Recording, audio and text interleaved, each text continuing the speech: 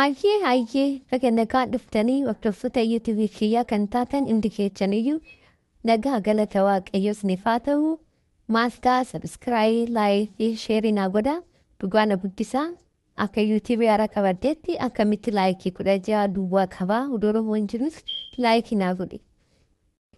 Sagantaan kiyyaarraa yaadota sammuu jijjiiruu keessatti akkamitti kan jedhu. Yaadni kee sirreeffamuu akka qabu godhadhu. Hundi keenya kaayyoo fi abjuu akka abdanne yookaan eegganne hin mul'anne qabna. Kun irra deebi'ee yommuu ta'u maal jijjiiruu qabna jennee yaaduu jalqabna. Yeroo muraasaa fi keessi keenya yaada mataa keenyaa akka bakka jijjiirama fi itti jalqabnutti ilaalla. Hawaasa ogummaawwan haaraa barachuu fi kanneen irratti daddabne fooyyessuu irratti xiyyeeffatan keessa jiraanna. Kunis yeroo baay'ee kaayyoo keenya galmaan ga'uu fi barnoota dabalataan barbaachisaa jiru. Amantaa horaa ta'u namoonni tokko gara mana barumsaatti deebi'u. Kaan sinistiraa fi workshooppii fudhatu yookaan kitaaba dubbisu. Yeroo hunda ogummaa sanii kana wanti hunduu bakka isaa akka fufu hubatu. Yeroo baay'ee garuu sirreeffama kan barbaadu yaada keenyadha. Oduu gammachiisaa ogummaa haaraa barachuu fi deemuu caala yaada kee jijjiiruu baay'ee xiqqaa fi baay'ee saffisaadha. Kanaafuu tarkaanfii tokkoffaan dursitee yaada kee irratti hojjechuu fi akka jirtu beekuu qofa. Lammaffaan yaada faallaa kee addaan baafadhu. Yaadni muuxannoo kana duraa fi milkaa'ina miiraatiin kan uumamu yoo ta'u, yaadni bu'aa ati barbaadu hin argamne immoo yaada faallaa jedhama.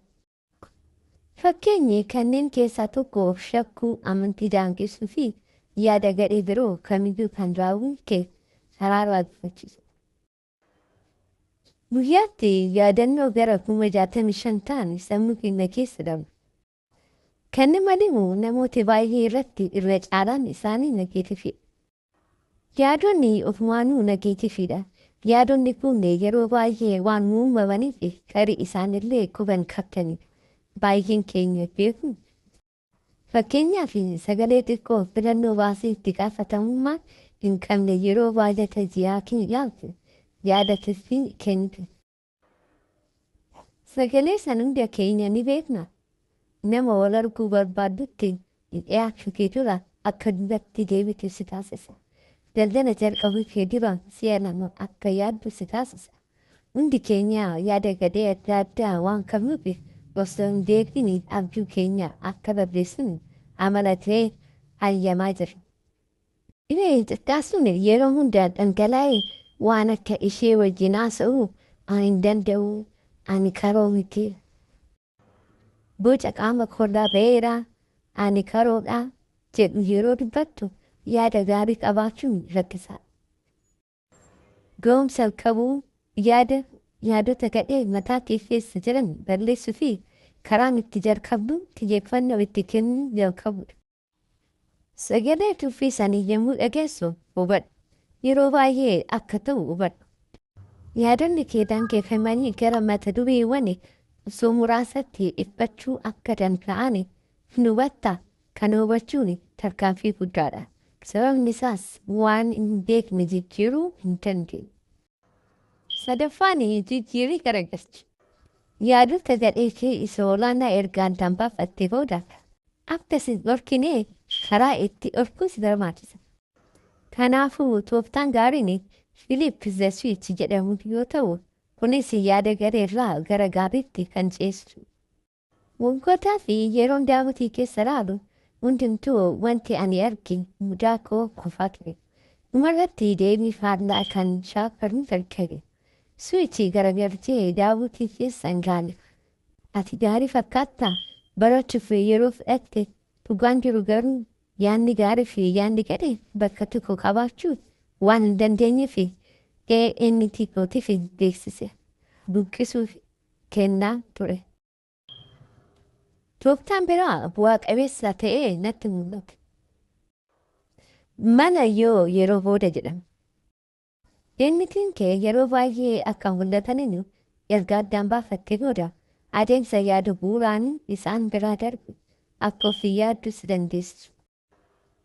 Hojiirra oolchi fakkeenyi tokko kennuuti sochii qaamaa dabalataa gochuu fi irbaata booda deemsa deemuu fi karoorfatte. Garuu yeroo irbaata xumuramu inni xiqqee ni mul'ata. Yoo sagalee mataa keessatti gara malee dadhabdee gara malee guute yookaan akkanumatti ulfaatinni kee gonkumaa inni ristu yoo jedhe dhaga'uu jalqabdee sanaan booda atattama gara kaazinaa deemtee kophee fiigichaa kee uffadhu. Yeroo baay'ee tarkaaffii gaarii tokko kallattii sirrii ta'etti fudhachuun qofaati. Inni tiisanii cufuu fi gaadha. Tarree imootaa dursitee himuudhaaf of qopheessa. Arfaffaan maaliif kee hubatta? Yaada kee jijjiiruun hojii barbaada sababni isaa amala uumamee salphaatti cabsuun. Waan hin danda'amne fi keessatti amala miidhaa fi yaadni faallaa keenya hedduun yeroo ijoollummaa keenyatti waan geeffamaniif. Ergasii immoo haala wal fakkaatu waan hojjechaa jiruuf. Kuni dhugaadha maaliif kee hubachuun? Haala jalqabuu fi ganna yookaan abdii tokkoof kan yeroo galmaan keessan jijjiiramaa fiduu ta'e murteessudha. Ulfaatina qaamaa hir'isuun hojiirratti gammachuu guddaa qabaachuu. Hariiroo hiriyaa kee wajjin qabdu fooyyessuu. Waan jireenya kee irratti dhiibbaa guddaa geessisuu danda'u addaan baafnu. Hundaafuu dhugooma fi hojii barbaachisaa yoo ta'e hiika qabaachuun gaariidha mitiire. Maaliif kee maal akka ta'e erga addaan baafattee booda maaliif akkasi barbaachisaa ta'e waraqaa irratti yookaan daftara irratti barreessi. Kompiitara irratti miti waraqaa irratti barreeffama. Akka keetiin kun kaka'umsa kee itti ijaaruuf kuufaa fi barbaachisaadha.